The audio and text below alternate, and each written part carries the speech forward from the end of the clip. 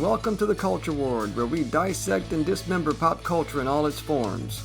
Before we begin, please take a second to hit that subscribe button and help us grow the channel. It really means a lot to us. And don't forget to like and share the video if you enjoy the content. Thank you for joining us once again for the weekly wrap-up, where we dive into some recent news stories without exerting too much effort. As always, let us know if there's any important news stories we missed. Now let's get into this.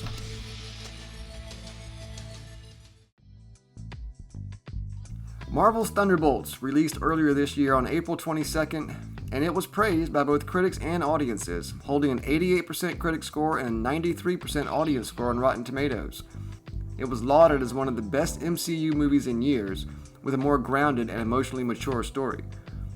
The movie features a team of so-called anti-heroes led by Yelena Belova, or Not Black Widow, played by Florence Pugh, assembled by the manipulative Valentina Allegra de Fontaine, played by Julia Louis-Dreyfus. The group, which includes Bucky Barnes, aka the Winter Soldier, Red Guardian, John Walker, aka U.S. Agent, Ghost, and, kind of, Taskmaster, is sent on a mission to a high-tech vault only to discover they've been set up to die.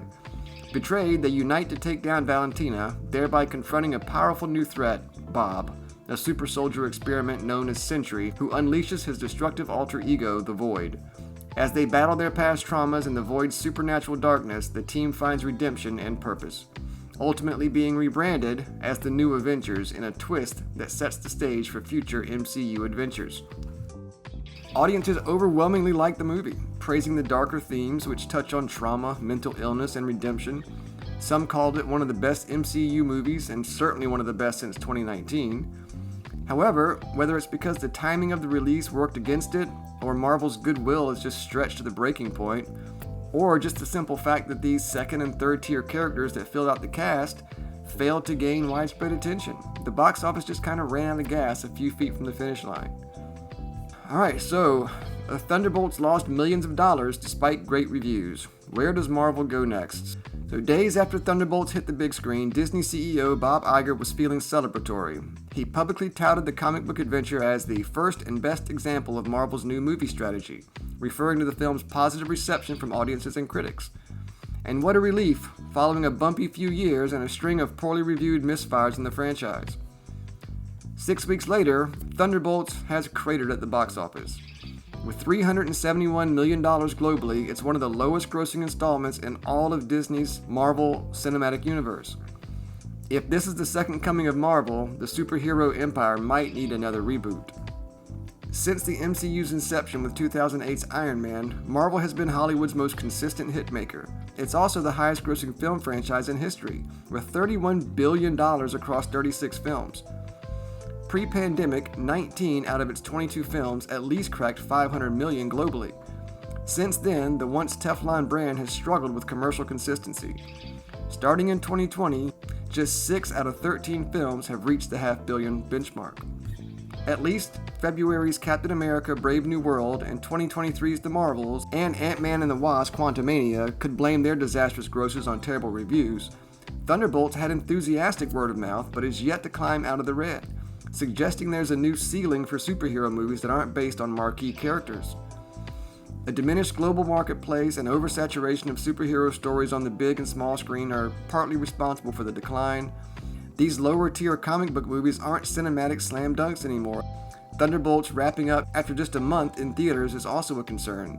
These films aren't legging out like previous iterations. It's coming at an inflection point for the MCU. After inundating viewers with complex, interconnected stories across film and television, Marvel is intentionally slowing down to focus on quality over quantity. Is there an incentive to back standalone stories that are no longer safe bets, or will the studio only greenlight sure things a la the Avengers or Spider-Man? After July's The Fantastic Four First Steps, another cinematic introduction of sorts, Marvel seems to be embracing a go big or go home mentality. The upcoming calendar is populated only by heavy hitters with hefty budgets: Avengers Doomsday and Spider-Man 4 in 2026, and Avengers Secret Wars in 2027. An untitled film is set for July of 2027, and X-Men and Black Panther movies are in the works. But other projects that focus on one character, like Blade, have been stuck in protracted limbo. Marvel used to thrive on the unfamiliar. When Kevin Feige was assembling a cinematic universe in the early aughts, X-Men and Spider-Man, Marvel's best-known characters, had been licensed to other studios. Yet he created an enormously popular property by introducing Iron Man and Thor in standalone adventures and then bringing them together for the Avengers. Those victories emboldened Feige to place bets on dicier comic book propositions such as Guardians of the Galaxy, which paid off spectacularly and expanded the franchise. But after too many confusing spin-offs and lackluster sequels, audiences seemed less invested in new additions to the Earth's mightiest heroes. Marvel reined in spending on Thunderbolts, aware that its characters hailed from the pandemic-hobbled Black Widow and underseen Disney Plus series. Typically, the studio's tentpoles cost $200 to $250 million to produce, and another $120 to $140 million to market. Thunderbolts was slightly cheaper, costing $180 million to make and closer to $100 million to market. Still, Thunderbolts needed to make $425 million worldwide to break even, a figure that seems, at this point, unachievable. Okay, first, I think that $280 million price tag is bullshit. The rumors are that it was quite a bit more expensive than that. But even taking them at their word, I don't know where that $425 million break-even number comes from. Studios only get about 50% of the box office, meaning that they need to at least double the budget to break even, which puts the break-even at closer to $560 million, not $425. So yeah, as it stands, Thunderbolt's box office is about $375 million, meaning Disney gets to keep about $187 million. Meaning that, by their own bullshit numbers, they still lost $100 million on this movie. And this was apparently a good one. Ouch. So, that would be interesting on its own, that the Thunderbolts, despite actually positive reviews for a change, it still lost money. We also heard recently that Scarlett Johansson wanted nothing to do with this movie. Apparently she gave an interview with David Harbour recently. Recall, or not, that David Harbour starred alongside Scarlett Johansson in the Black Widow movie that released a few years ago. And David Harbour plays the Red Guardian in the Thunderbolts as well. So Scarlett Johansson says she asked for her Thunderbolts EP credit to be removed. Quote, "I wasn't involved." Scarlett Johansson says she had nothing to do with Thunderbolts and asked her credit to be removed. In a new interview, the Avengers star said she requested her name not to be in the credits of the Marvel film. Johansson and Thunderbolt star David Harbour had a sit-down for interview where he noted that their exchange was taking place on opening day for the Marvel movie, the Thunderbolts. Harbour tells Johansson her Black Widow character was, quote, all over this movie, and asked if she had seen it. No, Johansson replied, which I think is kind of funny. Harbour then said, okay, you are an executive producer on it, congratulations. Johansson then clarified, adding, I asked to have my credit removed because I wasn't involved. Harbour joked, you hated the movie that much? And Johansson replied, no, you're just wanting that to be the case. I think that's pretty funny. Remember that after the release of Black Widow, they mentioned it in the article, after the release of Black Widow, Johansson sued Disney, saying in the lawsuit that the release of the film the same day on Disney Plus as it was in theaters was a breach of her contract.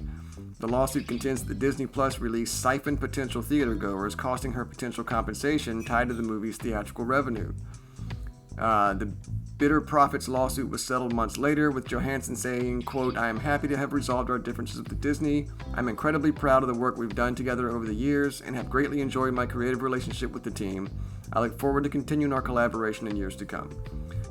So that's it. That's just a small story. It was, apparently they put Scarlett Johansson's name in the credits of the Thunderbolts as an executive producer, and she told them to take her name out of it. Well, what did you think of the Thunderbolts? I mean the new Avengers. Are you surprised that the movie ended up losing money? What do you think about Scarlett Johansson trying to distance herself from the movie? Let me know in the comments. As always, thank you so much for watching. Please like and subscribe if you enjoyed the video. Bye for now. I hope to see you next time in the Culture Wars.